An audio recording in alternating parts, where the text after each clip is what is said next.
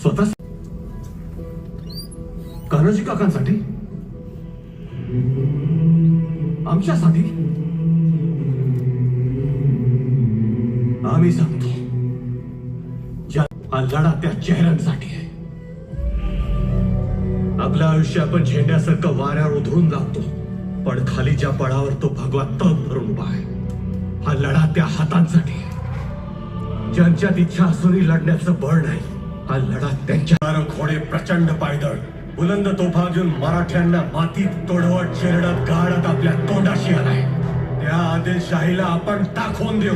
मराठे मातीत गाडले जात नाहीत, ते मातीत पेरले जातात. मातीचं छाताड फाडून तरारून उभारून वर येण्याची वेळ झाली गड्यांनो. ध्यानात घ्या, गणीन किती जरी पलाटी असला तरी त्याचा गळा वीतभरच असतो.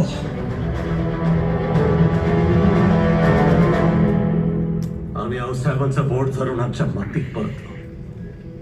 तेव्हाचं भग्न पुन्हा आम्हाला आठवत आहे, पण त्यापेक्षा जास्त आम्हाला आठवतात त्या दिवशी भेटलेले एका आजीचे पाणी डोळे. त्या डोळ्यात आम्हाला फक्त पुणे नाही, अवघा मराठी मुलग दिसला.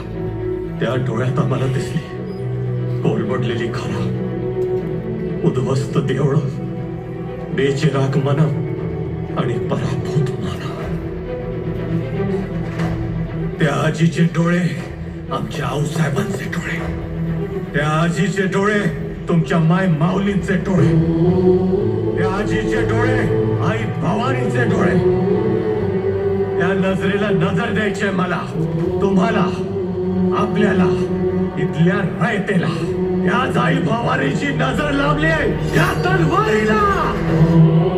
हा येळकोट आज नाही, उद्यासाठी ह्या मशालीच्या थगीनं येणाऱ्या पिढ्यांचा, येणाऱ्या कुळांचा, येणाऱ्या युगायुगांचा काळोख दूर सारायचा आहे आई भवानीच्या नावानं.